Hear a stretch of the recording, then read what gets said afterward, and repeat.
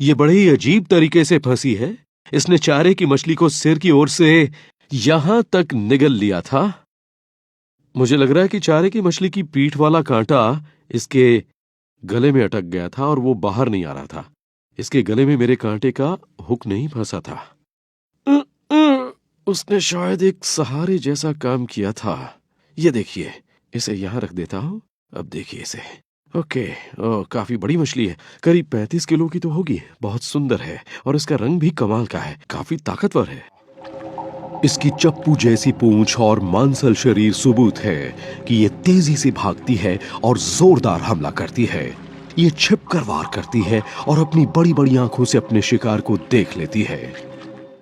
इसका मुंह किसी गुफा जैसा है। ये साबुत मछली ही निगल जाती है।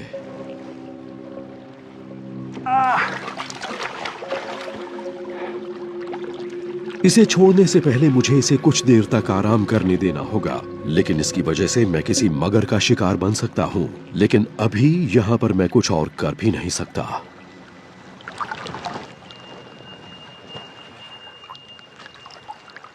मैं यहां इससे 3 गुना ज्यादा भारी मछली पकड़ने के लिए आया हूं।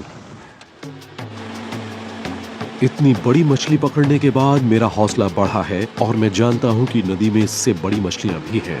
इसलिए मैं अब और आगे जा रहा हूं। उसे पकड़ते वक्त जो हंगामा हुआ था, उसकी वजह से आसपास की तमाम मछलियां भाग गई होंगी। लेकिन आगे बढ़ते वक्त मैंने एक किले जैसा अवरोध देखा, जिससे ये तो जाहिर है कि यहाँ पर काफी मगर हैं और वो बड़ी मुसीबत साबित हो सकते हैं। ये पानी में मौजूद किसी खास चीज से बचाता है? हाँ, ये मगरों से बचाता है। ये सिर्फ पीने का पानी भरने के लिए रोज अपनी जान दांव पर लगाते हैं। ये एक जबरदस्त बाड़ है और काफी मजबूत भी है। इनके बीच में बहुत ज्यादा जगह भी नहीं है। ये पानी लेने आए लोगों को मगरों से बचाने के लिए है। इससे जाहिर है कि यहाँ के लोग मगरों से बहुत सावधान रहते हैं। अच्छा, तो ये बताइए कि नदी के इस हिस्से में मगरों ने लोगों की जान भी ली है? हाँ, ली है। यहाँ एक मछुआरे की जान चली गई थी। ये बात यहाँ आम है। नाइल नदी के मगर हर साल सैकड़ों लोगों की जान ले लेते हैं, जिसकी वजह से वो इस इलाके में शेरों, भालुओं और शार्कों से ज्यादा लोगों की जान लेते हैं। इस मछली को पानी में पकड़कर रखना मेरी बेवकूफी ही होगी। यहाँ के लोग तो इस तरह का कोई खतरा नहीं उठाते, लेकिन यहाँ खतरा सिर्फ पानी के जीवों से ही नहीं, बल्कि यहाँ का मौसम भी बहुत बेरहम है और हालात कुछ ही मिनट में बदल सकते हैं। हल्का तूफान आने पर कभी मछलियां सक्रिय हो जाती हैं और चारा पकड़ने लगती हैं। यहाँ बिजली भी कड़क रही है और ऐसे में एक सुचालक रॉड को अपने हाथ में लेकर यहाँ खड़ा रहना अपने पैर पर खुद कुल्हाड़ी मारने जैसा है। इसलिए वो अगर चारा बिल्कुल भी नहीं खाती तो भी ये बहुत अफसोस की बात नहीं है।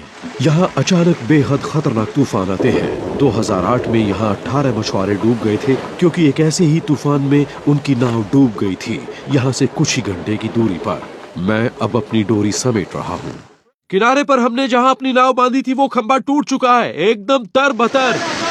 अगर हम सावधान नहीं रहे तो मरने वालों की लिस्ट में हमारा नाम भी शामिल हो जाएगा। तूफान जितनी तेजी से आया था उतनी ही तेजी से थम भी गया। उम्मीद है कि इससे मेरे काम पर असर नहीं पड़ेगा। बारिश के बाद समस्या ये होती है कि वो जमीनी इलाकों से मलबा बहा लाती है, जिससे पानी बहुत जल्दी गंदा हो जाता है। ऐसे में अगर आप नाइल पर्च जैसे शिकारी की तलाश में हो तो फिर उन्हें भूल ही जाइए। किस्मत से मुझे किनारे के पास एक साफ जगह मिल गई थी, लेकिन अब वो भी तेजी से गंदी होती जा रही है। अगर यहाँ इसी तरह से मलबा बहकर आता रहा और इसी तरह से बारिश होती रही तो मुझे यहाँ से खाली हाथ ही वापस लौटना पड़ेगा।